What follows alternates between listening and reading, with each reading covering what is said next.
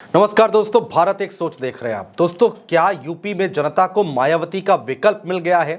क्या मायावती के vote bank ने अपना नया नेता चुन लिया है? 2024 के चुनाव ने इस बार यूपी की सियासत में दोस्तों बहुत कुछ तय कर दिया है। ऐसा क्या हुआ, ऐसा हम क्यों कह रहे हैं दोस्तों, इसके बारे में हम आपको बताने जा रहे हैं। दोस्तों, 2024 का लोकसभा चुनाव, जिसमें उत्तर प्रदेश की सियासी तस्वीर 360 डिग्री बदलती हुई दिखाई दी, जिसने सूबे के सियासत के रहनुमा भी बदल दिए। उत्तर प्रदेश में इस बार दलित निर्णायक भूमिका में रहे और उन्होंने अपनी किस्मत का नगीना भी चुन लिया। मायावती की चमक फीकी पड़ गई और दलितों ने अपने भविष्य का नगीना चुन लिया। इसके पीछे की वजह भी बिल्कुल साफ है।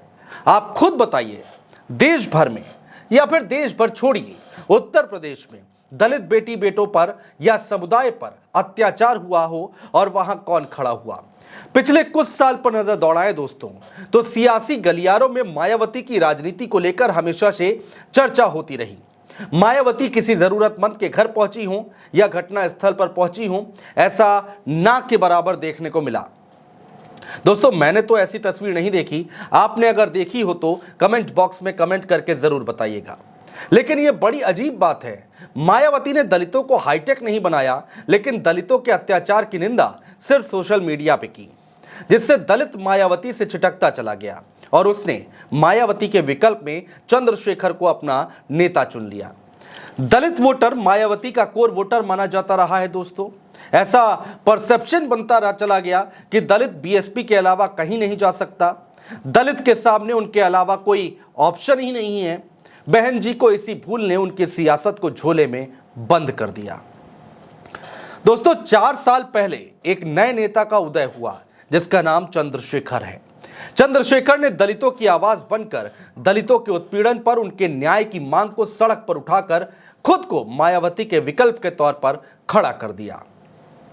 दोस्तों, इसका नतीजा यह रहा कि चंद्रशेखर दलितों के नगीना बन गए।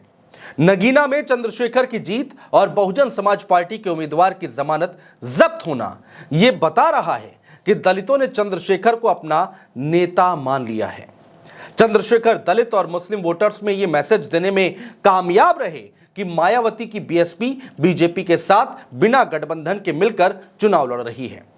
यही वजह है कि इस बार मायावती ने सबसे ज्यादा मुस्लिम उम्मीदवार उतारे, खासकर उन सीटों पर मजबूत मुस्लिम उम्मीदवार उतारे जहां मुस्लिम वोट बैंक प्रतिशत ज्यादा है, ताकि मुस्लिम वोट बैंक बट जाए और इसका फायदा बीजेपी को मिल जाए।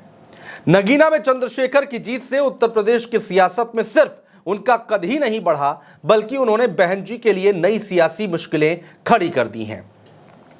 क्योंकि दोस्तों, चंद्रशेखर के साथ दलित युवा जुड़ रहा है, जो बीएसपी के लिए खतरे की घंटी है। नगीना सीट पर चंद्रशेखर ने ऐसा दलित मुस्लिम का ऐसा कॉम्बिनेशन बनाया, जिसने बीएसपी का हवाई किला ढा दिया। चंद्रशेखर की दलित मुस्लिम कॉम्बिनेशन की राजनीति वेस्ट यूपी यानी कि पश्चिमी उत्तर प्रदेश में राजनीतिक समीकरण बदल कर रख चुकी है। दोस्तों, उत्तर प्रदेश में 20 से ज्यादा ऐसी सीटें हैं जहां 22 से 40% तक दलित समुदाय से जुड़े वोटर्स का खासा प्रभाव है, यानी ये वोटर्स ही हार जीत तय करते हैं। बीएसपी को उत्तर प्रदेश में दलित पॉलिटिक्स के लिए ही जाना जाता है, लेकिन पिछले 12 साल से पार्टी सूबे की सत्ता से बाहर है और उसका बड़ा वोट बैंक भी धीरे धीरे हाथ से छुटकता दिखाई दे रहा है। तो दलित चेतना का नया चेहरा बनकर चंद्रशेखर आजाद ने मायावती के स्थान पर खुद को स्थापित कर दिया। दोस्तों, इसमें कोई दो राय नहीं है कि दलित पॉलिटिक्स करने वाली मायावती की पार्टी बीएसपी इस वक्त अपने सबसे खराब दौर से गुजर रही है। 2019 में 10 सांसद जीतने वाली बीएसपी का 2024 के लोकसभा चुनाव में खाता तक नहीं खुला है। इसके अलावा बीएसपी का जनाधार भी 10% से ज्यादा खिसक गया। दोस्तों, 2019 में बीएसपी का वोट शेयर 19.43% था, लेकिन अब सिर्फ 9.35% ही रह गया। इन नतीजों के बाद कहा जा रहा है कि यूपी की राजनीति में दलितों में नई चेतना के उभार के तौर पर देखा जा रहा है और दलित चेतना की मशाल चंद्रशेखर ने उठा ली है। दोस्तों, बहुत शुक्रिया।